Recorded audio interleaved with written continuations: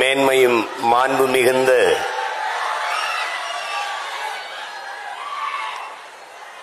நம்முடைய ஐயா பாரிவேந்தர்கள்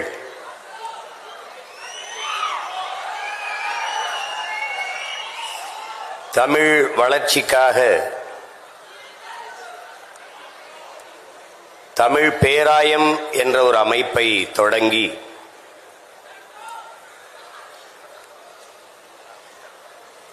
அதிலே சொல் தமிழா சொல்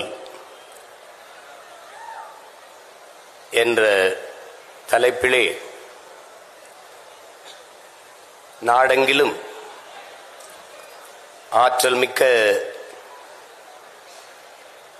இளைய தலைமுறை பிள்ளைகளை பேச வாய்ப்பளித்து சிறந்த பேச்சாற்றல் கொண்ட வெற்றியாளர்களை தேர்வு செய்கிற இந்த நிகழ்விலே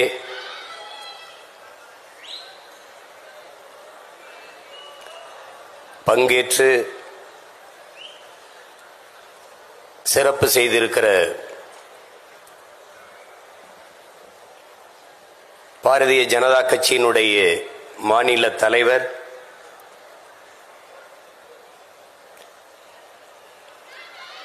பாரதிய ஜனதா கட்சி என்ற ஒன்று தமிழ்நாட்டில் இருக்கிறது, அது வளர்கிறது என்று தன்னுடைய செயல் ஆற்றல்களால் நிகழ்த்தி காட்டிய என் அன்பு இளவல்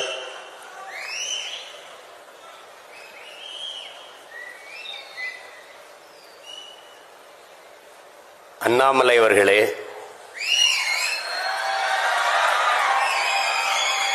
இந்த தமிழ் பேராயத்தினுடைய தலைவர் பெருமகன் மதிப்பிற்குரிய பெருந்தகை கரு நாகராஜன் அவர்களே, இந்த நிகழ்ச்சியை அழகுற தொகுத்து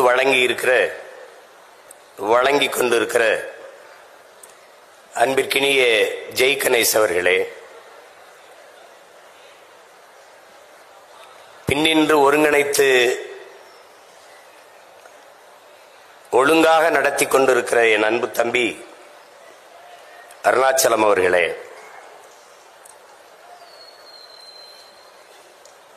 இந்த நிகழ்வின் நடுவராக இருந்து வெற்றியாளர்களை தேர்வு செய்திருக்கிற நடுவர்களில் ஒருவர் என் அன்பு தம்பி புதிய தலைமுறையின் தலைமை தொகுப்பாளர் கார்த்திகேயன் அவர்களே, என்னுடைய பேரன்பிற்கும் பெருமதிப்பிற்கும் உரிய பேராசிரியர் பெருந்தகை நகைச்சுவை வேந்தர் ஐயா கு ஞானசம்பந்தம் அவர்களே,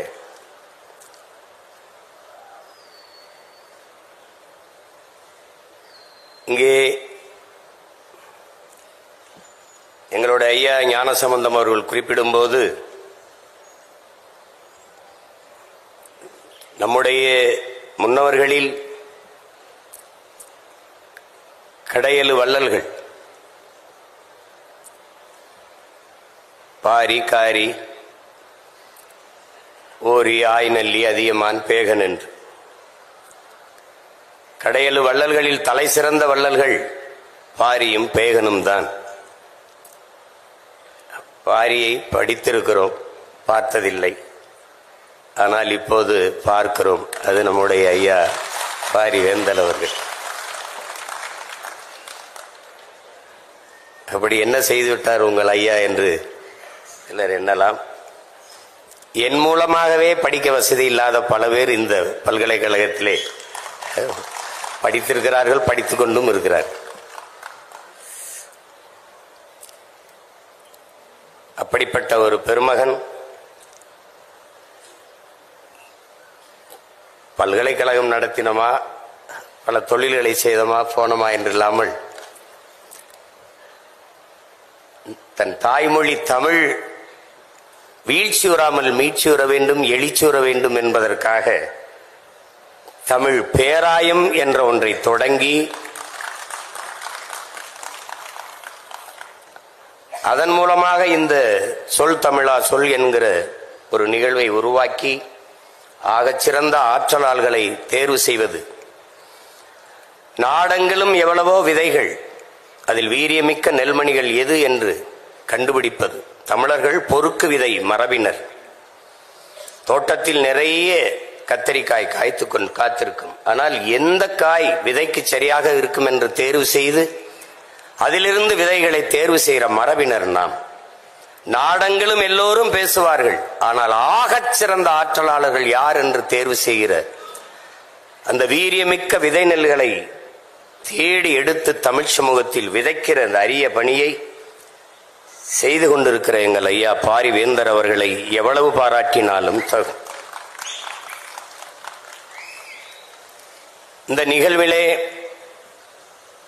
பங்கேற்று சிறப்பித்திருக்கிற பேராசிரியர் பெருமக்கள், அறிவார்ந்த ஆன்றோர்கள், இந்திய ஜனநாயக கட்சியினுடைய தலைவர்கள், பாரதிய ஜனதா கட்சியினுடைய தலைவர் பெருமக்கள்,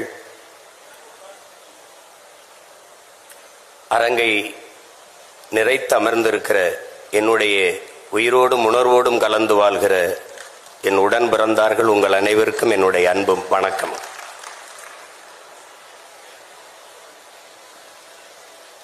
பொதுவாக பேச்சு என்றாலே இங்கு எப்படி பார்க்கப்படுகிறது என்றால், வெற்றி பேச்சு ஒரு வெட்டி பேச்சு, அவன் ஒரு வெட்டி பேச்சுக்காரன், ஏதாவது வெட்டியா பேசிக் கொண்டிருப்பான். வெற்றி பேச்சு என்று ஒன்று இருக்கிறது. பொதுவாக என் அன்பு பிள்ளைகள், என் அருமை உடன் பிறந்தார்கள், ஒன்றை கவனிக்க வேண்டும். பேச்சு என்பது நம் எண்ணத்தை வெளிப்படுத்தும் கண்ணாடி என்பதை நாம் புரிந்து கொள்ள வேண்டும். இங்கே பேசி பேசியே காலத்தை ஓட்டிட்டான் என்று சொல்வதும் உண்டு, பேசி பேசிய காலத்தை வென்றவர்களும் உண்டு. அது ரெண்டும் உண்டு. சொல் என்பது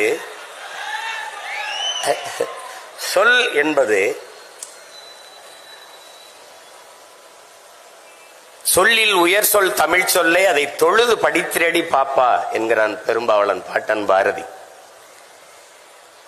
ஒரு சொல் கொல்லும், ஒரு சொல் வெல்லும், ஒரு சொல் மனதை காயப்படுத்தும், ஒரு சொல் அந்த காயத்தை ஆற்றும், ஒரு சொல் உறங்கச் செய்யும், ஒரு சொல் எழச் செய்யும், ஒரு சொல் உற்சாகப்படுத்தும். இப்படி சொற்களால் எவ்வளவோ மாறுதலை இந்த சமூகம் பார்த்திருக்கிறது. இன்சொல் இரும்பு கதவையும் திறக்கும் என்கிறார்கள். ஆனால் காந்தியடிகள் வார்த்தைகளை நீங்கள் வாயிலிருந்து எடுத்து பேசினீர்கள் என்றால் அது கேட்பவரின் செவி வரைதான் செல்லும். ஆனால் ஒவ்வொரு சொற்களையும் ஒவ்வொரு வார்த்தைகளையும் இதயத்தில் இருந்து எடுத்து பேசினீர்கள் என்றால் அது செவியையும் கடந்து சிந்தனைக்குள் சென்று செயல்பட தொடங்கும் என்கிறார். அப்படி இங்கே பேசியவர்களை பார்த்தேன். அவர்கள் சொல்லுகிற கருத்துக்களில் நமக்கு உடன்பாடு முரண்பாடு அந்த விவாதத்திற்கு போக வேண்டியதில்லை. தாங்கள் எடுத்துக்கொண்ட கருத்தை வெளிப்படுத்துகிற ஆற்றலில் அவர்கள் மேலோங்கி இருந்தார்கள் என்பதில் யாருக்கும் மாற்று கருத்து இல்லை. வாதத்தை எடுத்து வைப்பவன் சரி தவறு தான் கொண்ட கொள்கையில் எடுத்து வைத்த வாதத்தில் சரியாக இருக்கிறானா, அதுதான் அவனுடைய திறமைக்கு சான்று. அறிஞன் சாக்ரட்டிஸ் ஒருவன் கேட்ட கேள்விக்கு பதில் சொன்னால் அதை வைத்து அவனுடைய அறிவை கணக்கிட முடியாது, மதிப்பிட முடியாது என்கிறான். ஒரு கேள்வியை எழுப்பினால் அதற்கு பதிலாக அவன் மற்றொரு கேள்வியே பதிலாக தருவானையானால் அவன்தான் ஆகச் சிறந்த அறிஞன் என்கிறான். அப்படி இங்கே பேசியவருடைய ஆற்றல்களை அவர்கள் வெளிப்படுத்தினார்கள். இங்கே பேசியவர்கள் எல்லாம் நாம் ஆழ்ந்து கவனித்தேன். அதிகப்படியாக ஆங்கில சொற்களை பயன்படுத்தாமல் பேசினார்கள். இளைய தலைமுறை பிள்ளைகள், நாளைய நம்பிக்கை நாற்றுக்கள், சிலப்பதிகாரம், மணிமேகலை எல்லாம் எடுத்து சொல்லி பேசுகிறார்கள். அப்போது என் இலக்கியம் செத்து போய்விடலை, இன்னும் உயிர்ப்போடுதான் இருக்கிறது என்ற நம்பிக்கையை தந்தார்கள். ஏனால் தமிழ் படிப்பதே பாவம் என்று ஆகிவிட்ட நாடு இது. இது பேருக்கு தமிழ்நாடு, தமிழுக்கும் தமிழருக்கும் இது சுடுகாடு. அந்த நிலையில் நாம் வாழ்ந்து கொண்டிருக்கிறோம்.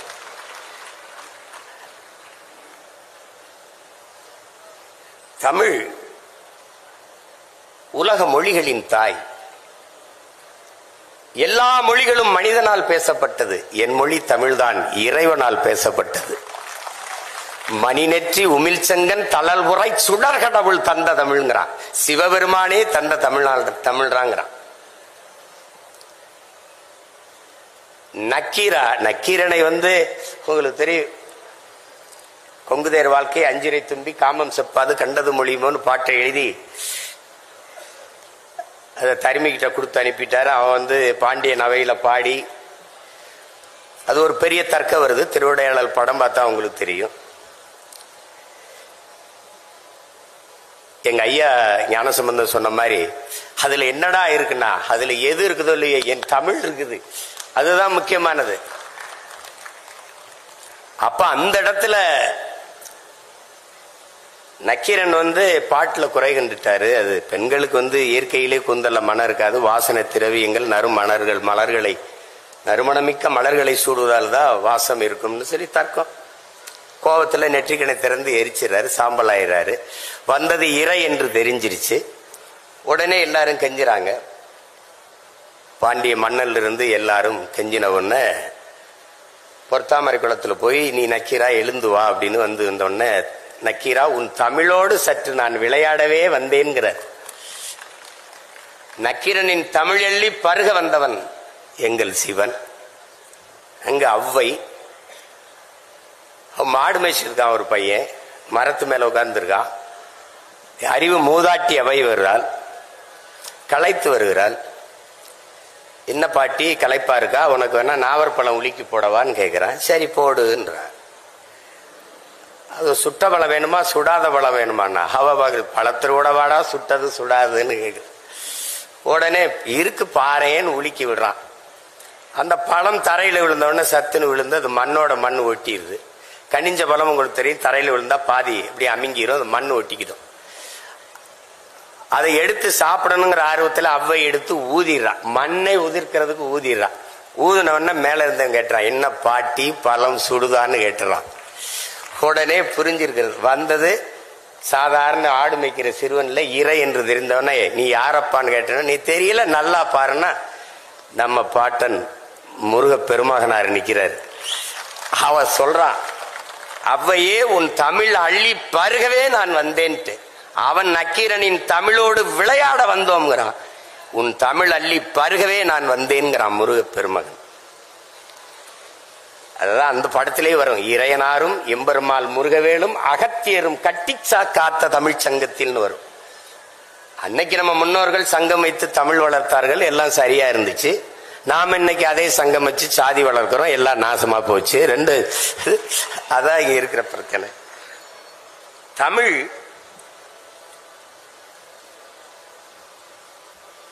உலகின் எம்மொழியும் துணையின்றி தனித்து இயங்கக்கூடிய உயர்தனி செம்மொழி. இங்கே பேசிய பிள்ளைகள் தமிழில் மருத்துவம் படிக்க முடியுமா, தமிழில் பொறியியல் படிக்க முடியுமா என்று நீ மெடிக்கல் அப்படிங்கறத அது மருத்துவம் என்று சொல்ல முடியுது. தமிழ்ல மருத்துவம் இருக்கு.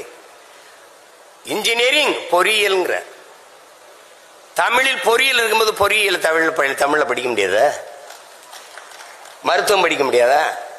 கலைபத்தில் தலை சிறந்தவன் திசையெட்டும் புகழ் கொண்டவன் ராவண பெரும்பாட்டன் தந்தருளிய மருத்துவ குறிப்புகளுக்கு இணையாக உலகத்தில் எங்கும் மருத்துவம் கிடையாது. என்ன நீ தமிழ் அல்லாத மருத்துவம்ங்கிற? எம்பேடு குக்கர் அமெரிக்க பெரிய மருத்துவ நிபுணர். ஒரு பொண்ணு வருது, 16 வயசு பொண்ணு, அதுக்கு ஒவ்வாமை நோய். தண்ணி குடிச்சாலும் வாந்தி எடுத்துருது, சாப்பிட்டாலும் வாந்தி எடுத்துருது. என்ன செய்யறது தெரியல. மருத்துவம் கொடுத்து பாக்குறான், ஒன்னும் சரி வரல. வீட்டுல போய் படுக்கிறான், கனவு வருது, நோய் கனவுல வந்துருது. எனக்கும் நோயாளிக்கு இடையில நீ யாரான்னு கேக்குது அந்த நோய். விறுவிறுன்னு நடந்து போய் கதவை பூட்டிட்டு மருத்துவமனையில அந்த பெண் படுத்திருக்க அறையை பூட்டிட்டு வீட்டுக்கு வந்துடுறான். ஒரு 4-5 நாள் கழிச்சு திருப்பி போய் திறக்கிறான். அந்த பொண்ணு மயங்கி கிடந்து கையை காட்டுறா, தண்ணி கேட்கிறா, தண்ணியை கொடுக்குறான், வாந்தி வரல. பசிக்கு ஏதோ கேட்கிறா, இட்லி ஏதோ சாப்பிட கொடுக்குறான், வாந்தி வரல. மருத்துவ குறிப்புல எழுதுறான், எது சாப்பிட்டது எதுவும் செமிச்சிருச்சான்னு பார்த்து சாப்பிட்டா நோய் இருக்காதுன்னு எழுதுறான். கீரை எங்களுடைய அப்பா பெரிய தகப்பனார் நம்மாழ்வார் எழுதுறாரு, உன் பரம்பரை இருக்கலடா எம்பேடு குக்கர், உன் பரம்பரை கருவாகிறதுக்கு முன்பு எங்க பாட்டை எழுதியிருக்கான், மருந்தன வேண்டாவாம் யாக்கைக்கு அருந்தியது அற்றது போற்றி உனின். இன்னொருத்தி வர்றா, அவ்வை வாரா, வள்ளுவன் நல்லா தான் எழுதியிருக்கான், 1.25 அடியில் இருக்கு, எழுசீர் விருத்தமா இருக்கு, ரொம்ப பெருசா இருக்கு, பிள்ளைங்க படிக்க கஷ்டப்படுவாங்கன்னு பசித்து புசின்னு எழுதி வச்சுட்டு போயிடுறா. எனக்கு இல்லாத மருத்துவம் என்ன இருக்குது? நீ பெரிய மருத்துவ தானே, பெரிய விஞ்ஞானி, பெரிய பெரிய மருத்துவ மேதை தானே, ஏன் நீ இந்த கொரோனா வந்தா கபசுரம் குடின, டெங்கு வந்தா நிலவேம்பு குடி, நிலவேம்பு குடி, நிலவேம்பு குடி, மஞ்சக்கா மாலைக்கு மருந்து இருக்கா, கீழா நெல்லி ஆட்டுப்பால்லாம் அரைச்சு குடிங்கிறான். இது வரைக்கும் எனக்கு ஒரு வாரமா சளி இருமல் இருக்கு, எந்த மருத்துவத்தையும் மருந்து இல்லை. என் தம்பி மருத்துவரா இருக்கான், போய் கேட்டேன், அண்ணே இதை சாப்பிடுங்கண்ணே, எவ்வளவு, ஒரு வாரத்துல சரியாகும், சாப்பிடலன்னா அப்போ ஒரு வாரத்துல சரியாகும். அவன் சொல்லிட்டான், அண்ணே நம்புங்கண்ணே, மருந்து இன்னும் இல்லைண்ணே, மருத்துவம் படிக்க முடியாதுன்னு சொல்லாத, உன் தாய்மொழியை நன்றாக நீ கற்றுக்கொண்டால் உலகத்தில் எம்மொழியும் கற்கலாம். உன் தாய்மொழியில் மருத்துவத்தை கற்றுக்கொள். அவனுக்கு தொடர்புக்கு அந்த மொழி இந்த ஒரு மொழியை 6 மாசத்துல சென்னையில தெருக்கல்ல அழகாக ஆங்கிலம் பேச 6 மாசத்தில் கற்றுக் கொடுக்கப்படும். 6 மாசத்துல கத்துக்கிற மொழி எதுக்கட ஆயுள் முழுக்க படிச்சுக்கிட்டே அலையிற, நீ எதுக்கு அழிகிற, எதுக்கு? நமக்கு ஒரு நோய், உள்நாட்டு அறிவியலை, உள்நாட்டு வரலாறை, உள்நாட்டு புவியியலை, உள்நாட்டு வேளாண்மையை இங்கிலீஷில் தான் படிப்ப. முதல்ல இந்த நோயிலிருந்து வெளியில வா. ஆங்கிலம் ஒரு மொழி, அறிவல்ல, இது அடிப்படையை விளங்கிக்க. இங்கிலீஷ் லாங்குவேஜ், நாட் நாலேஜ், அதான் நல்லா விளங்கிக்க. வெள்ளை என்பது நிறம், அழகல்ல. ஆங்கிலம் என்பது மொழி, அறிவல்ல.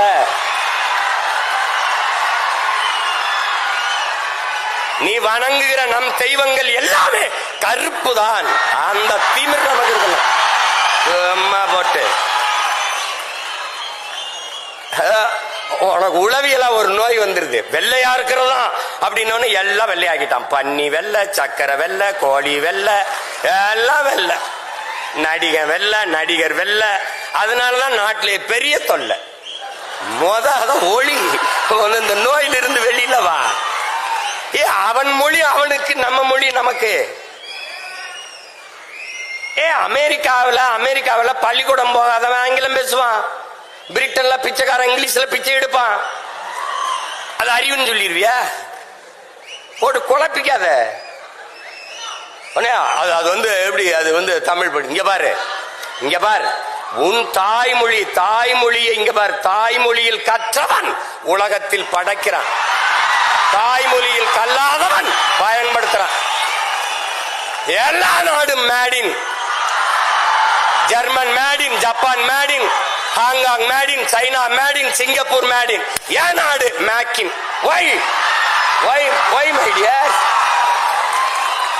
உன் தாய்மொழி கல்வி, தாய்மொழியில் நல்ல புலமை கொண்ட ஒருவன் உலகில் எம்மொழியும் எளிதாக கற்கலாம். போட்டு குழப்பிக்காத. ஈழத்திலிருந்து நாம் அகதியாக பிரான்சுக்கு போனோம், போய் பிரெஞ்சு கத்துக்கிட்டோமா? பிரெஞ்சு கத்துக்கிட்ட அகதியா போனோமா? நம்ம உறவினன் முழுக்க ராணுவத்தில் இருக்கான், போய் சேர்ந்து இந்தி படிச்சுக்கிட்டானா? இந்தி படிச்சுக்கிட்டு ராணுவத்துக்கு போனோமா? போட்டு குழப்பிக்காத. உலகத்தில் ஒன்னு தெரிஞ்சுக்க, ஒன்னு தெரிஞ்சுக்க, உலகத்தில் எம்மொழியும் கற்போம் நாங்கள் வாழ. எம்மொழி தமிழ் கற்போம் எங்கள் இனம் வாழ. மொழி என்பது ஒவ்வொரு தேசியத்தின் முகம், முகவரி, கலை, இலக்கியம், பண்பாடு, வாழ்வியல், வழிபாடு, அறிவியல், அரசியல் எல்லாம் மொழிதான். என் முகம் சிதைந்து இறந்தால் என் பிணத்தை உன்னால் அடையாளம் காட்ட முடியாது. உன் மொழி சிதைந்து அழிந்தால் உன் இனத்தை எவனாலும் அடையாளம் காட்ட முடியாது. மொழி என்பது வெறும் தொடர்பி கருவி அல்ல. மொழி மற்றவர்களுக்கு வெறும் கம்யூனிகேஷன் லாங்குவேஜ், தொடர்பு கருவி. ஆனால் தமிழர்களுக்கு மொழி உயிர். அதனால்தான் தமிழுக்கு அமுதென்று பேர். அந்த தமிழ் இன்பத் தமிழ் எங்கள் உயிருக்கு நேர்னா. உலகத்தில் எத்தனை மொழி, இந்தியாவில் எத்தனை மொழிவழி தேசிய இனங்கள் நிலங்கள், எந்த மொழியிலேயாவது கன்னட குமரன் எவனாவது தன் மொழியை தாய்மொழியை தன் பெயரோட வச்ச ஒரு மாநிலம் சொல்றான், ஒரு மொழி சொல்றான். பிரெஞ்சுக்காரன் தன் மொழி பெயர் தன் பிரெஞ்ச தன் பெயர்ல வச்சிருக்கானா? இங்கிலீஷ்காரன் வச்சிருக்கானா? இல்ல கன்னடர், தெலுங்கர், மலையாளி, துளுவர், உருது, இந்தி, மராட்டின் யாராவது? ஆனால் உலகத்திலே ஒரு இனம், ஒரே ஒரு இனம், தமிழ் குமரன், தமிழ் அரசன், தமிழ் அமுது, தமிழ் செல்வி, தமிழ் வேந்தன் என்று தன் தாய்மொழியை தன் பெயரோடு இணைத்துக் கொண்டு வாழ்கிற உலகில் ஒரே இனம் தமிழன் தான். தமிழ் பேரன்பின் தாய். சீனன் எழுந்தான். என் மொழி தெரியாதவன் பிசாசன். என் மொழி தெரியாதவன் என்ன சொல்றான்? ஊமைங்கிறான். அரேபியன் எழுந்தான், என் மொழி தெரியாதவன் பிசாசு என்றான். ஆங்கிலேயன் எழுந்தான், என் மொழி தெரியாதவன் அநாகரிகமானவன் என்றான். அதே நேரம் தமிழ் பெரும்பாட்டன் கனியன் பூங்குன்றன் எழுந்தான், யாதும் ஊரே யாவரும் கேளீர் என்றான்.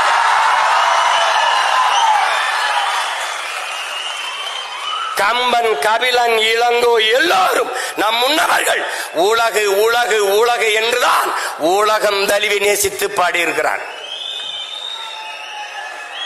முன்னந்தோன்றிய நிலத்தில் முகிழ்த்தவர், மூத்த தமிழ் மொழி குணர்வில் மூத்தவர், தென்னன் பாண்டியன் குமரி குடிமையர், திசையெல்லாம் பரந்துலகை அடர்ந்தவர், இன்னரும் இயலிசை நாடகம் யாத்தவர், இந்திய நாவலன் தேயத்து இறைமையர். என்ன வியப்படா இவர்கள் தமிழர்கள். வான்முகில் மலையிடை வாழ்க்கை தொடங்கியவர், வளர்ந்தரு குறிஞ்சியில் காதலை உணர்ந்தவர், தேனுமில் முல்லை மருதம் நெய்தலை தீர ஆய்ந்து நல் இல்லறம் வகுத்தவர், காந்தரு பொருளையும் கலனியும் கண்டவர், கடலின் பரப்பையும் கடந்தையில் சென்றவர். ஏன் நம்பி தெரியுமா இவர்கள் தமிழர்கள்?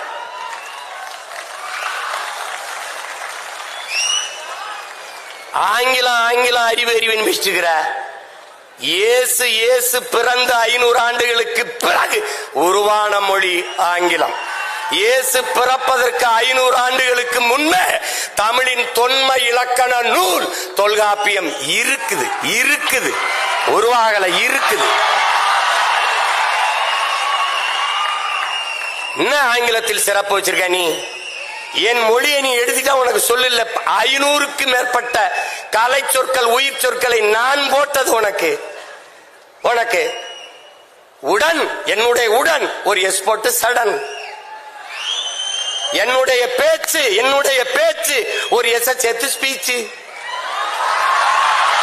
என்னுடைய பஞ்சு ஒரு எஸ் போட்டு ஸ்பாஞ்சு. என்னுடைய கொல் ஒரு இக்கில். என்னுடைய கட்டுமரம் உன்னுடைய கட்டுமரான். என்னுடைய நாவாய் உன்னுடைய நேவி. என்னுடைய கலாச்சாரம் உன்னுடைய கல்ச்சர். உனக்குன்னு என்ன இருக்குது? நான் போட்ட பிச்சையில் ஒரு உமுறாகிட்டு நான் தான் பெரிய இன்டெலிஜென்ட்.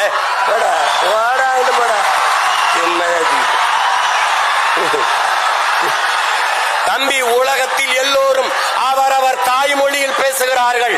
தமிழர்கள் நாங்கள் அந்த மொழிகளின் தாய்மொழியில் பேசிக் கொண்டிருக்கிறோம்.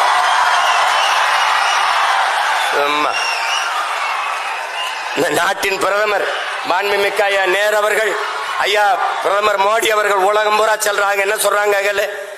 உலகம் பூரா உலகில் முதல் மொழி தமிழ் எங்கள் இந்தியாவில் இருப்பது பெருமை.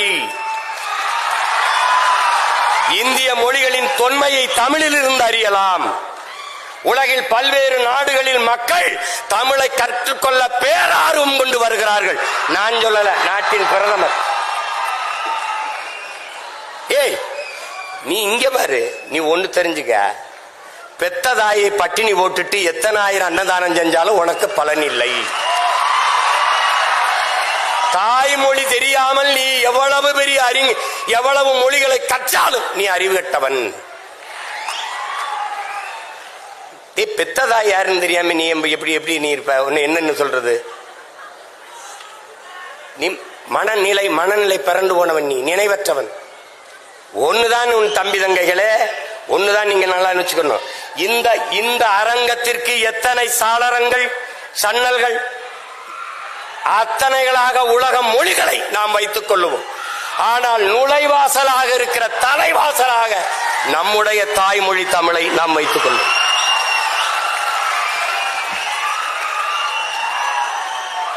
எல்லா மொழியும் கத்துக்கிறோம், யார் வேணாம். பாரதியை விடவாடா ஒரு புலவன் இருக்கான், பாரதியை விடவாடா ஒரு பாவலன், நம்முடைய பாட்டனை விடவா எல்லா மொழிகளையும் கற்றான். சொன்னான், யாம் அறிந்த மொழிகளிலே தமிழ் மொழி போல் இனிமையானது எங்கும் காணோம்னா, இனிதானது எங்கும் காணோம்னா. ஆங்கிலம் படிக்கிறவனுக்கு ஒண்ணு சொன்னான் பாரு, ஆங்கிலம் படிக்கிறவனுக்கு அன்னைக்கே 1921 செத்து போயிட்டான். அதுக்கப்புறம் இப்படி ஒரு தலைமுறை பைத்தியமா அலையும் தெரிஞ்சவன் என்ன சொல்றான், ஆங்கிலம் ஒன்றையே கற்றார், அதற்கு ஆக்கையோடு உயிரையும் விற்றார், தாங்களே அந்நியரானார், செல்ல தமிழின் தொடர் வச்சு போனாருங்க. செல்ல தமிழ்னு போடுறான். தாய்மொழியை மறந்த இனம் சுடுகாட்டில் இறந்த பிணம். நன்கு விளங்கி வச்சுக்க, நீ அதை விட்டுறாத. இதெல்லாம் ஏன் சொல்ற, இந்த நிலைக்கு என் தமிழ் தமிழ் மீட்சியே தமிழர் எழுச்சி என்கிறார் மொழி ஞாயிறு தேவனையப்ப பாவாணர் அவர்கள். தமிழ் மீட்சியுற வேண்டும், தமிழர்கள் எழுச்சியுற வேண்டும் என்றார். தமிழ் சாகக்கூடாது. இங்க பார், உனக்கு ஒன்று தெரிஞ்சுக்க, தாய்மொழியை பாதுகாத்த இனங்கள் கடுகளவு இருந்தாலும் மலையளவு உயர்ந்து வாழும். தாய்மொழி அழிய கொடுத்த இனங்கள் மலையளவு இருந்தாலும் கடுகளவு சிரித்து வீழும். இதை நன்கு விளங்க. உனக்கு ஒரு திமிர், நீங்க பார், நீ கன்னடனா, நீ மராட்டியனா, நீ மலையாளியா, நீ தெலுங்கனா, நீ பீகாரியா, நீ குஜராத்தியா, நீ யாராவும் இரு, ஆனால் நான் மராட்டியன் என்ற திமிரோடு, அந்த திமிரோடு நீ யாரு, நான் நானா இருக்கேன். என் தம்பி சொல்றாரு, நான் இந்தியத்திலிருந்து தமிழை பார்க்கிறேன், என்னன்னு தமிழகத்திலிருந்து தேசியத்தை பார்க்கிறார். நான் இன்னொன்னு சொல்றேன், நான் என் தம்பிக்கு சொல்றேன், நான் முதல்ல எங்க அம்மாவுக்கு மகனா இருக்கேன், அப்புறம் அத்தைக்கு மருமகனா இருக்கேன்.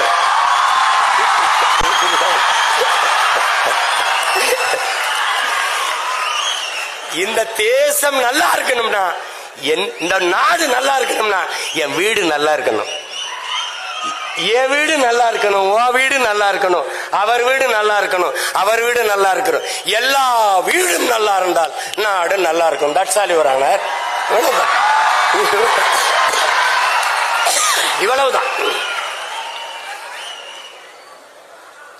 அதாவது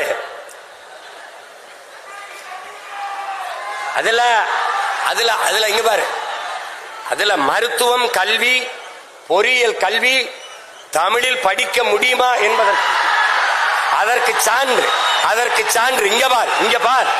ஈழத்திலே ஈழ தாயகத்தை கட்டி எழுப்பிய எங்களுடைய தலைவர் மேதகவே பிரபாகரன் அவர்கள் தமிழீழ மண்ணில் மருத்துவத்தை, பொறியியலை, சட்டத்தை தமிழிலே படிக்க வைத்தார். தமிழிலே படிக்க வைத்து பட்டங்களை பெற வைத்தார். அங்கே படித்த மருத்துவர்கள் இன்னைக்கு உலக நாடுகளிலே மருத்துவம் செய்கிறார்கள். போட்டு குழப்பிக்காத.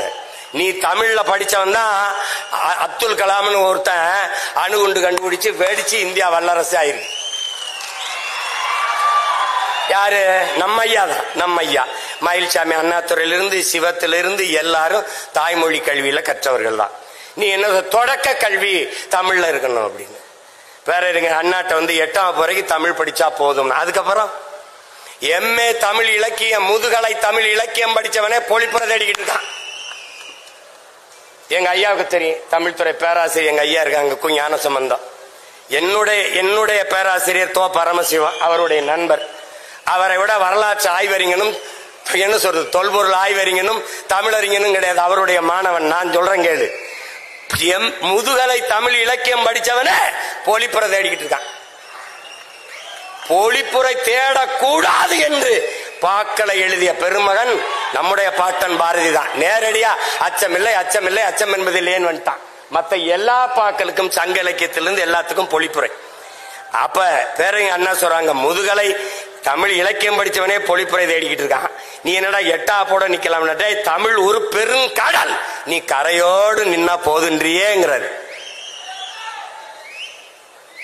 மதம் பரப்பத்தான் வந்தான் ஜோசப் பிஸ்கி வீரமாமுனிவன், மதம் பரப்பத்தான் வந்தான் ஜி போப்பு. இந்த மக்களோடு தொடர்புக்கு தமிழில் படிச்சு பேசினா தான் புரிய வைக்க முடியும்னு தமிழ்ல பேச கத்தான். தமிழின் ஆழம் அவனை ஆழ இழுத்துட்டு போயிடுச்சு. அவன் தான் தேம்பாவணி எழுதுனா, இவன் தான் திருவாசகத்தையும் திருக்குறளை மொழிபெயர்த்தான்.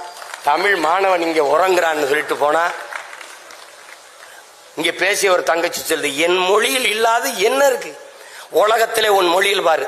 இங்க கிறிஸ்தவத்துக்கு வேணுமா தேம்பாவணி, இஸ்லாத்துக்கு வேணுமா சீராபுராணம், இந்துக்கு வேணுமா எது ராமாயணம் கம்பராமாயணம், வேற எதுக்கு பௌத்தத்துக்கு வேணுமா?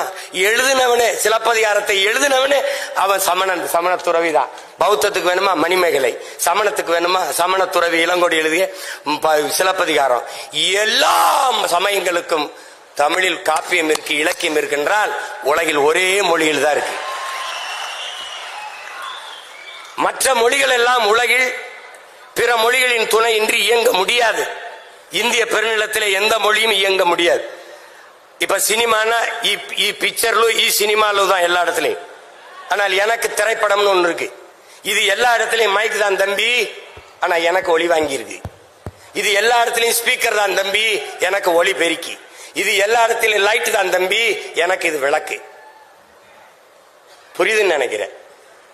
இது வந்து கேமரா தான், எனக்கு ஒளிப்பதிவு கருவி. அது சேர் தான், எனக்கு நாற்காலி. இது டேபிள், எனக்கு மேசை. உலக திங்கவர் இது லேப்டாப், எனக்கு மடிக்கணினி. அது கம்ப்யூட்டர், கணிப்பொறி. எல்லாவற்றுக்கும் இது செல்போன், அலைபேசி, செல்லிடபேசி, கைபேசி. எல்லாவற்றுக்கும் தமிழில் உயிர் சொல், கலை சொற்கள், வேர் சொற்கள் இருக்கு. தம்பி ஆங்கிலத்துல தம்பி, ஆங்கிலத்துல அரிசி ரைஸ் தான் தம்பி, நெல்லு ரைஸ் தான் தம்பி, சோறு ரைஸ் தான் தம்பி. எனக்கு நெல்லு அரிசி சோறு 3 சொல் இருக்கு தம்பி. அதனால்தான் சொல் தமிழா சொல், சொல் தமிழா சொல். உனக்கு சித்தப்பா அங்கிள், பெரியப்பா அங்கிள், மாமா அங்கிள். எனக்கு ஒரே அங்கிள் தான். ஏன் நீ ஜங்கிள்? எனக்கு பாரு, எனக்கு பாரு, எனக்கு பாரு, சித்தப்பா பெரியப்பா மாமா, எனக்கு 3 சொல் இருக்கு. உனக்கு சின்னம்மா பெரியம்மா அத்தை, எல்லாத்துக்கும் ஆன்டி தான். எனக்கு இல்லாத என்ன இருக்கு? ஏன்னா எனக்கு ஒரு குற்ற உணர்ச்சி இருக்கு, தாழ்வு மனப்பான்மை இருக்கு. தமிழ் படிச்சா வேலை கிடைக்காது, தமிழ் படிச்சா சோறு கிடைக்காது. நீ சொல் என் உடன் பிறந்தானே, தமிழ் எனக்கு வேலையும் சோறும் அல்ல, தமிழ் எனக்கு உயிர் என்று சொல். அவ்வளவுதான். அதை சொல், உறக்க சொல், சொல் தமிழா சொல். நான் தமிழன் என்று சொல், என் தாய்மொழி தமிழ் என்று சொல். நீ சொல்லல. மொழி ஆய்வறிஞர், அமெரிக்க மொழி ஆய்வறிஞர் அலெக்ஸ் கோரல் எழுதுறா மாணவர்கள்ட்ட, ஒரு வெள்ள பலகையில வலைவெளியில் தட்டிப்பார், உலகத்தில் மனிதர்கள் பேசிய முதல் மொழி தமிழ் என்று எழுதுறான். ஆதியில் காடுகள் மனிதன் உழைக்க தொடங்கிய போது உழைப்பிலிருந்து உருவானது மொழி. காடுகளில் உழைக்கும் போது தொலைதூரத்தில் இருக்கிற அழைக்கிறதுக்கு ஏய் ஓ ஆ என்று எழுப்பினான். அந்த ஒலிகள் இன்றும் தமிழில் அப்படியே இருப்பதால் ஆதி மொழி தமிழ் என்று அறிஞர்கள் வரையறுக்கிறார். ஓடு பேச முதல்ல குற்ற உணர்வை தகர்த்து விடு, ஒன்னால முடியாதுன்னு. எங்க ஐயா இந்திய நாட்டை ஒரு தமிழன் ஆளணும்னு நீ இதெல்லாம் சாத்தியமா அப்படின்னு. எது ஒன்றும் சாத்தியத்திலிருந்து பிறக்கிறதில்லை என் உடன் பிறந்தார்களே, தேவையிலிருந்து தான் பிறக்குது. ஒரு தமிழன் இந்த நாட்டை ஆண்டாதான் நாடு நல்லா இருக்கும் நிலைமை வந்துச்சுன்னா ஆளுவான். இங்க ஒரு தம்பி பேசினார், பெருந்தலைவர் காமராஜர் கிங் மேக்கரா இருந்து பிரதமரை உருவாக்கினார் அப்படின்ட்டு. அவர் லார்பூர் சாஸ்திரி அவர் தான் தேர்வு பண்றார் நேரு இறந்த பிறகு. அதுக்கப்புறம் சாஸ்திரி இறந்த பிறகு இந்திரா காந்தி அம்மையாரையும் அவர் தான் தேர்வு பண்றார். அப்ப பக்கத்தில் இருக்க தமிழ்நாட்டில இருந்து போன தலைவர்கள், ஐயா ஐயா எதுக்கு ஐயா எல்லாரையும் இவங்களெல்லாம் தேர்வு பண்ணி நிறுத்திக்கிட்டு நீங்களே நின்னாங்கய்யா? நம்ம சொன்னா போடுவான், நின்னா போட மாட்டான். நான் இவனுக்கு போடுன்னு சொன்னா போட்டுருவான், ஆனா நான் நின்னா போட மாட்டான்.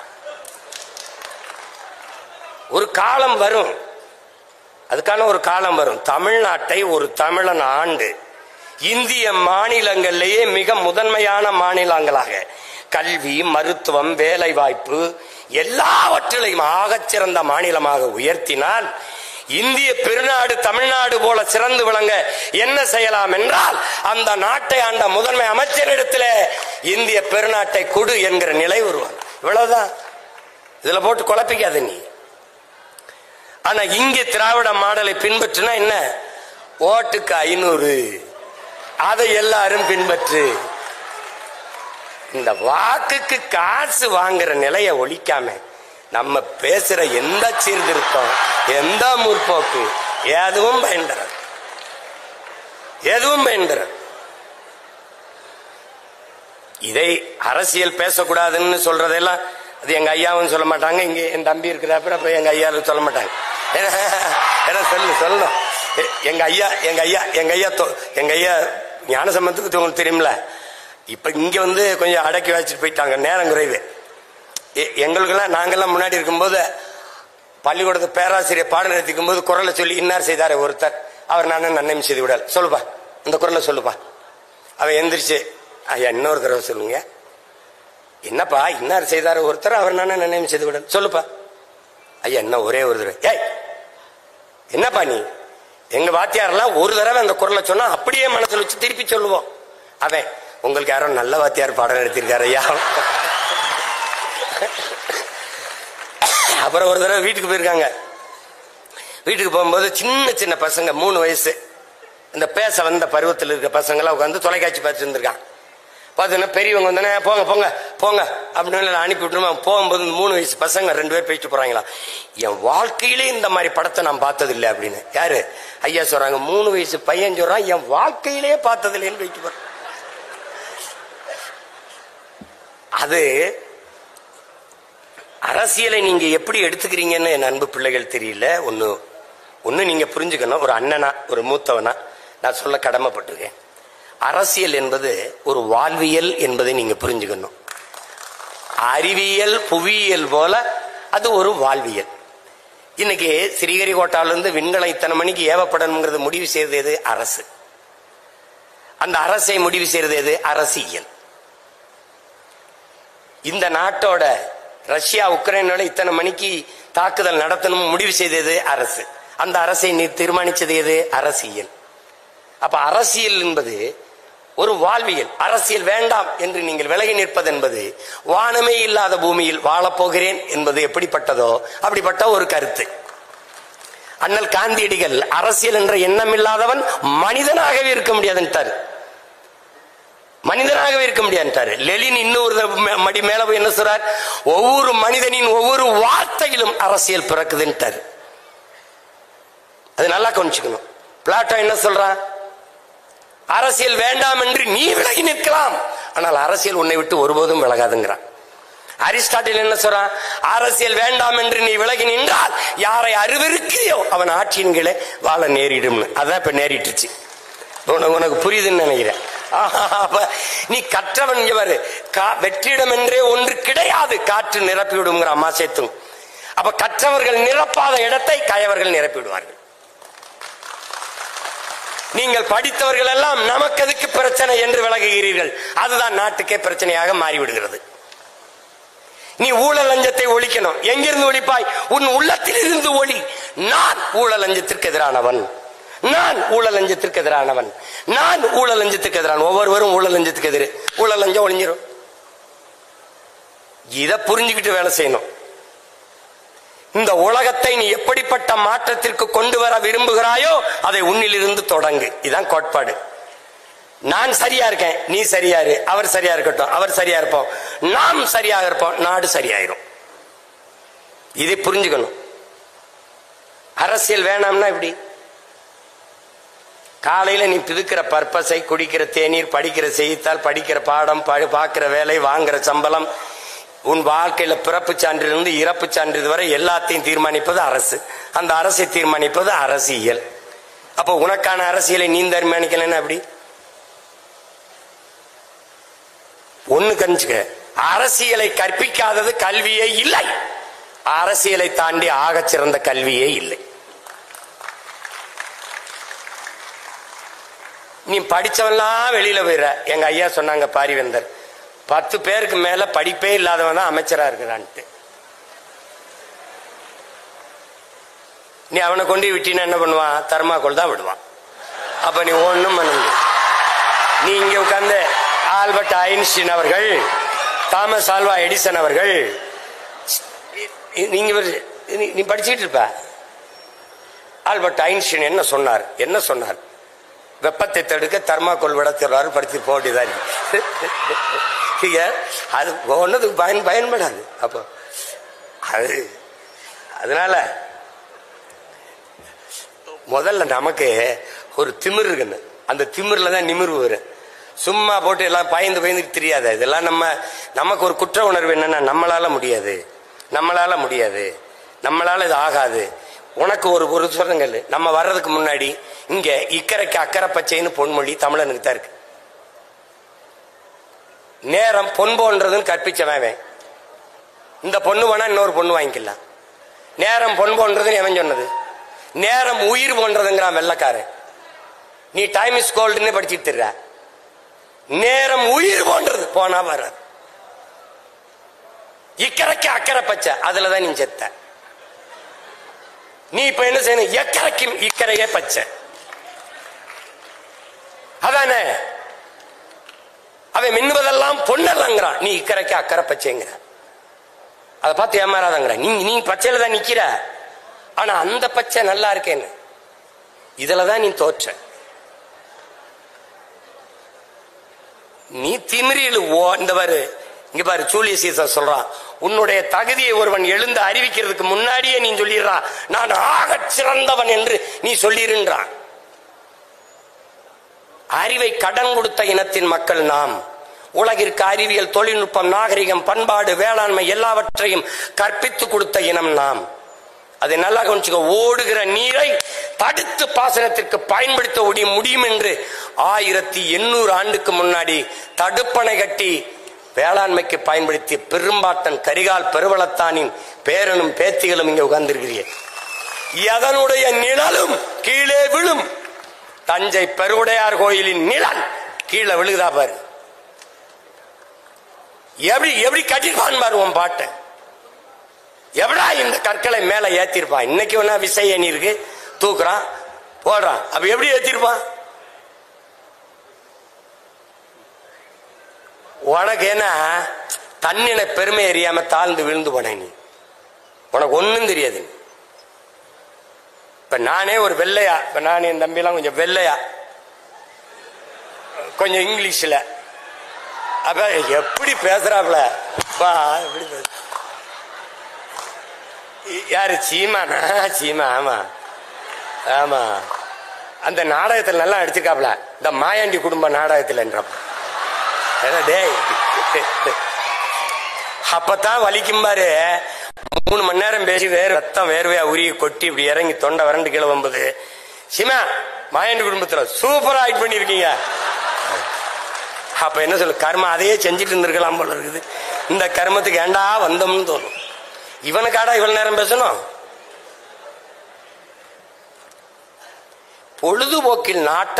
பொழுதுபோக்கில் கேளிக்கையில் நாட்டம் கொண்ட மக்களை புரட்சிக்கு தயார் செய்வது கடினம். கேளிக்கை வேற, போராட்டம் புரட்சி வேறு. நல்லா கவனிச்சுக்கணும்.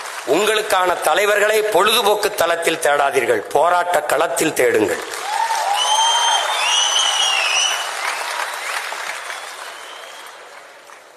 உன் மொழி உணராதவன், உன் மொழி தெரியாதவன் உனக்கு இறைவனா இருக்க முடியாது. உன் வழி உணராதவன் உனக்கு தலைவனா இருக்க முடியாது. போட்டு தலைவன் என்பவன் இங்க பாரு, தகப்பன் என்பவன் பெத்தவனா இருக்கணும், தலைவன் என்பவன் உன் ரத்தவனா இருக்கணும். போட்டு குழப்பிக்கிட்டு அலையாத. அதுல அரசியல் கற்கணும். அரசியலை விட ஆகச்சிறந்த பாடம் ஒன்றும் இல்லை. இனிவரும் தலைமுறையாவது வெறும் வாக்காளர்களாக இல்லாமல் இருங்க. உங்களுக்கான தலைமையை தேடுங்க. இந்த கடையில் நல்ல உடை கிடைக்கும் என்று தேடுகிறீர்கள், இந்த கடையில் நல்ல அலைபேசி கிடைக்கும் என்று போய் தேடுகிறீர்கள், இந்த கடையில் நல்ல உணவு கிடைக்கும் என்று தேடி சென்று உண்கிறீர்கள். ஒரு 6 மாதம் உடுத்தி தூரை போடுகிற உடுப்புக்கு அவ்வளவு தேடுகிற நீங்கள், 6 மாதம் பயன்படுத்தி தூர போடுற அலைபேசி அவ்வளவு தேடி எடுக்கிற நீங்கள், 5 ஆண்டு கால உங்கள் எதிர்காலத்தை தீர்மானிக்கிற தலைவனை நீங்கள் ஏன் தேட மறுக்கிறீர்கள்? அதை நீங்கள் ஆழ்ந்து சிந்தித்து பார்க்கணும். எங்க ஐயா சொல்றாங்க, நாட்டை நீங்க உங்களை போன்ற தலைவர்கள்லாம் வந்து மாற்றத்தை செய்யுங்கன்னு. தனி ஒரு மனிதன் செய்ய முடியாது. எல்லாரும் ஒவ்வொருத்தருக்குள்ளேயும் அந்த மாற்று சிந்தனை வந்தால்தான் மாற்றம் வரும். அதனால நாம் மாறுவோம், மாற்றுவோம். இங்கே பேசிய பேச்சாளர்கள் உங்களுக்கு மக்களாட்சி தத்துவத்தை ஏற்றுக்கொண்ட ஒரு நாட்டில் பேச்சு என்பது மக்களிடத்திலே ஒரு கருத்தியல் புரட்சி என்பது, அதுவும் பேச்சு என்பதும் வலிமை மிக்க ஒரு ஆயுதம் என்பதை என் அன்பு தம்பி தங்கைகள் புரிந்து கொள்ளும். அதனாலதான் பேச்சை அப்படி சொல்லக்கூடாது. மூச்சை இழக்கலாம், பேச்சை இழக்கலாமா என்று உணர்ச்சி பாவலர் அண்ணன் காசி ஆனந்தன் கற்பித்தது போல, ஒரு தவளை தண்ணிக்குள்ள மூழ்கி கிடக்கும், அந்த சகதிக்குள்ள தண்ணிக்குள்ள. ஆனாலும் அது கத்திக்கிட்டே இருக்கும். மேல பசியோடு நீஞ்சி போற பாம்பு தவளை இங்கதான் இருக்குதுன்னு தெரிஞ்சு டக்குன்னு போய் சாப்பிட்டுரும். அது கத்தாம இருந்திருந்தா தவளை இங்கதான் இருக்குன்னு அடையாளம் தெரியாம அது போயிருக்கும், கண்டுபிடிக்க முடியாம போயிருக்கும். ஆனால் கத்துனதுனால தன் உயிரை இழந்துருச்சு. பக்கத்துல இருக்கிற ஒரு மீன் அந்த தவளையை பார்த்து சொல்லுது, அந்த தவளை கத்தாம இருந்திருந்தா உயிர் பழச்சிருந்திருக்கும்ல, ஏன் அது போய் கத்திக்கிட்டே இருந்துச்சு அப்படின்னு. அந்த தவளை சொல்லுது, மூச்சை இழக்கலாம், பேச்சை இழக்கலாமா என்று. பேச்சு ஜனநாயகத்தில் மக்களாட்சி தத்துவத்தை ஏற்றுக்கொண்ட ஒரு நாட்டில் பேச்சு என்பது வலிமை மிக்க ஆயுதம். அப்படிப்பட்ட வலிமை மிக்க கூறு ஆயுதத்தை தன் பட்டறையில் வைத்து தீட்டுகிற அரிய பணியைத்தான் தமிழ் பேராயம் இப்போது தமிழ்நாடெங்கும் செய்து கொண்டிருக்கிறது. அந்த பணியை எங்களுடைய ஐயா பாரிவேந்தர் அவர்கள் செய்து கொண்டிருக்கிறார்கள். பேச்சு என்பது எளிய பிள்ளைகள் நாங்கள். எனக்கு என்ன பின்புலம் இருந்தது? எனக்கு யார் இருந்தா? எங்க அப்பா முதலமைச்சரா, இல்ல எங்க தாத்தா முதலமைச்சரா? அப்படிலாம் ஒண்ணும் இல்ல. இல்ல எங்க அப்பா அமைச்சரா, இல்ல சட்டமன்ற உறுப்பினர், ஒண்ணும் இல்ல. ஒரு பாமரன் விவசாயி, ஒரு காட்டு கிராமம் ராமநாதபுரத்தில் சிவகங்கையில் ஒரு சின்ன கிராமத்தில் இருந்த எளிய மகன். எனக்கு தொலைக்காட்சி இல்ல, பொருளாதாரம் இல்ல, ஒண்ணும் இல்ல. இங்கே சொன்ன தங்கச்சி போல ஒவ்வொரு தேர்தலுக்கும் ஒரு சின்னம். 75 வருஷமா ஒரே சின்னம்லாம் இல்ல எனக்கு. ஒவ்வொரு தேர்தலுக்கும் ஒரு சின்னம். ஆனாலும் நின்னம் மக்களை நம்பி. ஒரு எளிய மகன் தன் பேச்சால் பேசி பேசி பேசி பேசி 36 லட்சம் வாக்குகளை பெற்று தனித்து ஒரு கட்சி மாநில அங்கீகாரம் பெற்ற கட்சியா வந்திருக்குன்னா காரணம் பேச்சு. வெறும் பேச்சல்ல, என் மூச்சை பேச்சாக்கி தமிழ் மக்களின் இன உணர்வு, மான உணர்வை தட்டி எழுப்பி ஒன்று திரட்டி பெற்றிருக்கு. அதனால பேச்சு சாதாரணம் இல்லை. என் உடன் பிறந்தானே, பேச்சு வலிமை மிக்க ஆயுதம். அதை பயன்படுத்தி அடிமைப்பட்டு உரிமை இழந்து உணர்வு கெட்டு கிடக்கிற தமிழ் சமூகத்தின் விடுதலைக்கு இது பயன்படட்டும். உரைக்குள் உறங்கவாவா, துருப்பிடிச்சு தூங்கவா தோட்டாக்கள், இலக்கின்றி எரியவா அம்புகள், வீணாக போகவா சொல், ஆற்றல் மிக்க சொல்லை சொல், எழுந்து நில் வெல். தமிழ் தேசிய மக்கள், தமிழ் பேரின மக்கள் எழுச்சி உரட்டும், மீட்சி உரட்டும். இழந்த உரிமைகளை மீட்போம், இருக்கிற உரிமைகளை காப்போம். அதை வருங்கால தலைமுறை பிள்ளைகள் நம்முடைய வரலாற்று பெரும்பணி கால கடமை என்று உணர்ந்து களத்திலே நிற்க வேண்டும். வெறும் வாக்காளர்களாக மட்டும் இருந்து பயனில்லை. சிறந்த கருத்துக்களை நாடெங்கிலும் 9 மண்டலங்களாக பிரித்து நடந்த இடங்களிலெல்லாம் வெளித்து படித்திருப்பார்கள் என்று இங்கே பேசிய பிள்ளைகளை பார்க்கும் போதே தெரிகிறது. 70க்கு மேற்பட்டோர் பரிசு பெற்றிருக்கிறார்கள். முதல் 3 பரிசை பெற்றவர்கள் மட்டும்தான் வெற்றியாளர்கள் என்ற கருத்தை நீங்கள் தளர்த்தி கொள்ள வேண்டும். பங்கேற்ற 2000 பேரும் வெற்றியாளர்கள் தான். போட்டி என்றவுடன் பயந்து ஒதுங்காமல் போட்டியில் பங்கேற்க வேண்டும் என்ற அந்த துணிவு, நுழைவே வெற்றிதான். வெற்றியை தாங்குகிற மனநிலை எவருக்கும் இருக்கும். தோல்வியை தாங்குகிற மன உறுதி கொண்டவனே ஆகச் சிறந்த வீரன் என்பதை காலம் உங்களுக்கு உணர்த்தும். வரலாறு எல்லா இடத்திலும் உணர்த்திருக்கு. நீங்க நல்லா கவனிச்சுக்கிறீங்க. வரலாறு நெடுகிலும் வரலாற்றில் எப்போதும் வீரனுக்குத்தான் இடம் உண்டு. வீரனுக்குத்தான் வரலாறு நெடுகிலும் வீரர்களுக்கானதுதான். அங்கே வென்றவன் தோற்றவன் இருவருக்கும் வரலாற்றில் இடம் உண்டு. ஏழைகளுக்கு இடம் உண்டு, அடிமைகளுக்கு இடம் இருந்திருக்கிறது, ஏழைகளுக்கு இடம் இருந்திருக்கிறது. எப்போதும் வரலாற்றில் கோழைகளுக்கு இடம் இருந்தது இல்லை. அதை நினைவில் வைத்து இங்கே பங்கேற்ற பெருமக்கள், இதை சிறப்புற நடத்தி நிறைவு விழாவுக்கு கொண்டு வந்த அத்தனை செயல்பாட்டாளர்கள், பங்கேற்ற போட்டியாளர்கள், வென்றவர்கள், நாளை வெல்லப் போகிறவர்கள் எல்லோருக்கும் என்னுடைய பாராட்டுக்கள், என்னுடைய அன்பும் வாழ்த்துக்களும். இங்கே இவ்வளவு நேரம் பசியோடு அமர்ந்து இருக்கிற எங்களுடைய பேச்சல்லி பருகை இருக்கிற என் உடன் பிறந்தார்கள், செவிக்கு உணவில்லாத போது சிறிது வயிற்றுக்கு ஈயப்படும் என்பதற்கு இவ்வளவிடம் அரங்கை நிறைத்து அமர்ந்து இருக்கிற என் உயிர்க்கே உடன் பிறந்தார்கள். நாளை என் தமிழ் சமூகத்தை மிக்க சமூகம் மாற்றி படைக்க காத்திருக்கிற இளைய தலைமுறை புரட்சியாளர்கள் உங்கள் அனைவருக்கும் என்னுடைய அன்பும் வணக்கமும் நன்றி.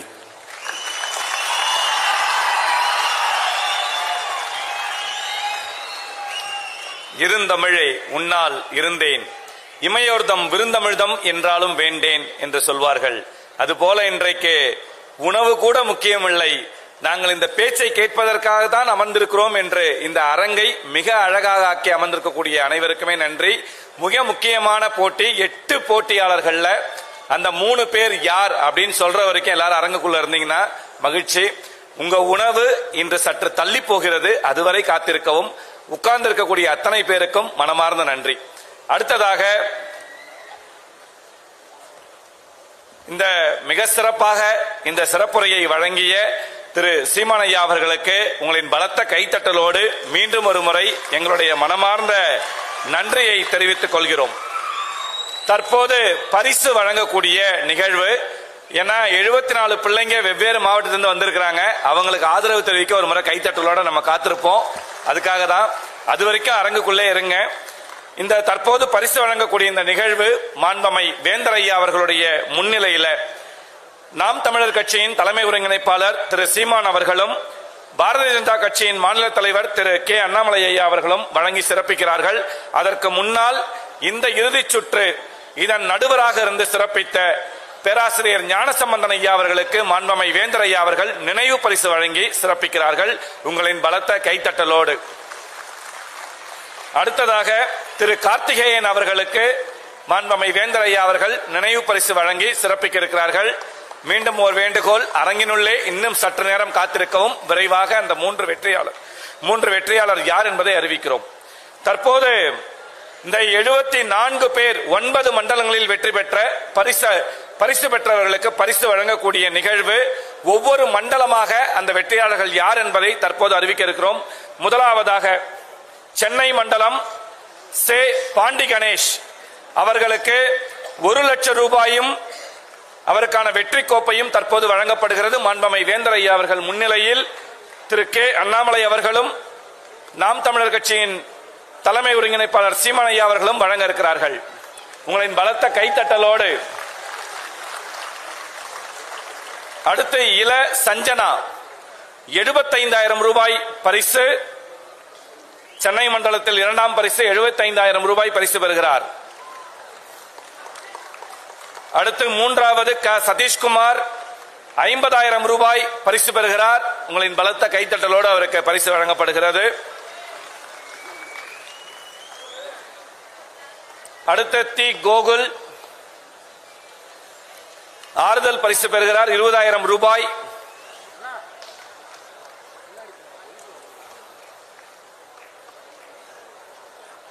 ஹரிணி அடுத்து ஹரிணி ஆறுதல் பரிசு 20,000 ரூபாய் பெறுகிறார். அடுத்து கி வைஷாலி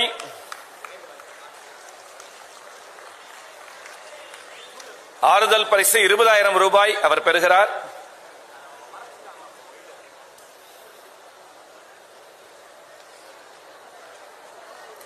அடுத்து டெக்ஸின் ஆறுதல் பரிசாக 20,000 ரூபாய் பெறுகிறார்.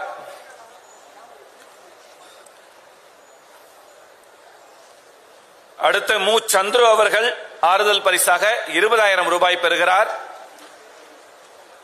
இந்த மண்டலத்திற்கு மட்டும் 3.25 லட்சம் ரூபாய் பரிசாக வழங்கப்பட்டிருக்கிறது. மீண்டும் ஒருமுறை உங்களின் பலத்த கைத்தட்டலோடு.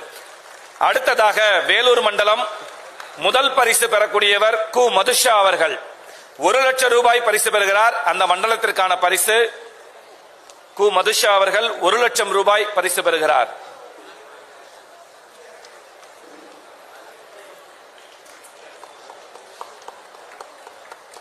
அடுத்து இரண்டாவது பரிசு வே தமிழ்குமரன் அவர்கள் பெறுகிறார். 75,000 ரூபாய் பெறுகிறார்.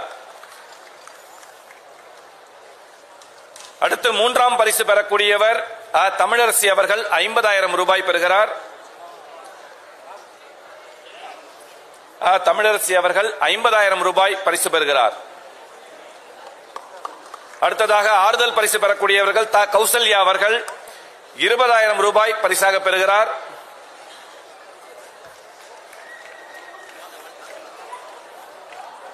அடுத்ததாக விசித்ரா அவர்கள் 20,000 ரூபாய் பரிசு பெறுகிறார்.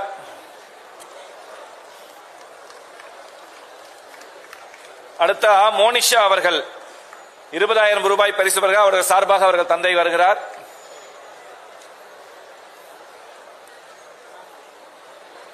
அடுத்ததாக மனுவேல் இன்பம் அவர்கள் 20,000 ரூபாய் பரிசு பெறுகிறார். அடுத்ததாக கு சஞ்சய்குமார் அவர்கள் 20,000 ரூபாய் பரிசு பெறுகிறார். இந்த வேலூர் மண்டலத்திற்கும் 3.25 லட்சம் ரூபாய் பரிசாக வழங்கப்படுகிறது. அடுத்ததாக கடலூர் மண்டலம் முதல் பரிசு பெறக்கூடியவர் கடலூர் மண்டலத்தில் கு சரண்யா 1 லட்சம் ரூபாய் பரிசு பெறுகிறார். இரண்டாம் பரிசு ரா யோகலட்சுமி அவர்கள் 75,000 ரூபாய் பரிசு பெறுகிறார்.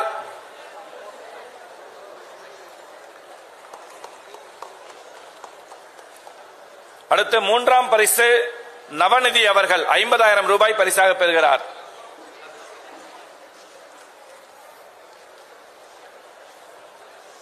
எல்லோரும் அரங்கினுள் காத்திருக்குமாறு அன்போடு கேட்டுக்கொள்கிறோம். அடுத்ததாக எஸ் தரணிஸ்ரீ ஆறுதல் பரிசாக 20,000 ரூபாய். சே மகேஸ்வரி, டி எஃபினா மேரி, மு சுவித்ரா,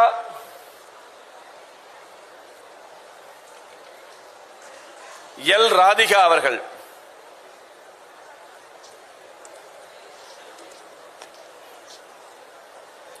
ஆறுதல் பரிசாக 20,000 ரூபாய் பெற்றுக் கொண்டிருக்கிறார்கள்.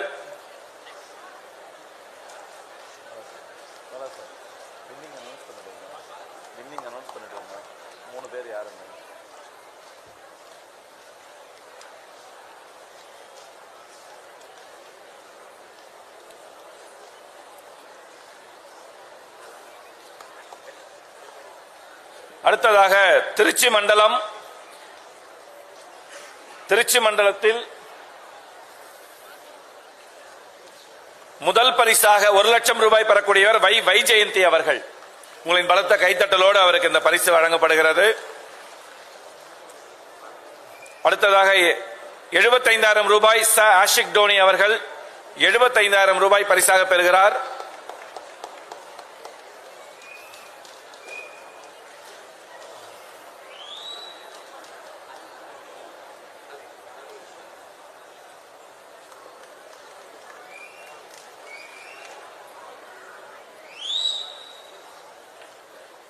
அடுத்ததாக கிஷோர் அவர்கள் மூன்றாம் பரிசாக 50,000 ரூபாய் பெறுகிறார்.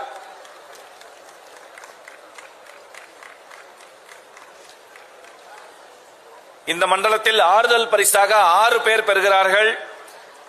யுவபாரதி அவர்கள் 20,000 ரூபாய் பெறுகிறார்.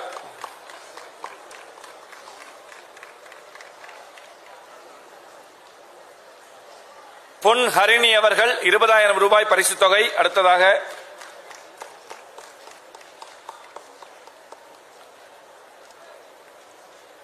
பொன் ஹரிணி அவர்கள் 20,000 ரூபாய் பெறுகிறார். அடுத்ததாக யாஸ்மின் பேகம் அவர்கள் 20,000 ரூபாய் பரிசு பெறுகிறார். அடுத்ததாக சஸ்ரீனா பிர்தவுஸ் ஒரு பார்வை மாற்றுத்திறனாளியாக இருந்த போதும் இந்த போட்டியில் நம்பிக்கையோடு கலந்து கொண்டு பரிசு பெற வருகிறார். அவருக்கு உங்களின் பலத்த கைத்தட்டலை வழங்குமாறு அன்போடு கேட்டுக்கொள்கிறோம். அடுத்ததாக கி விஜயலட்சுமி அவர்கள் 20,000 ரூபாய் பரிசு பெறுகிறார்.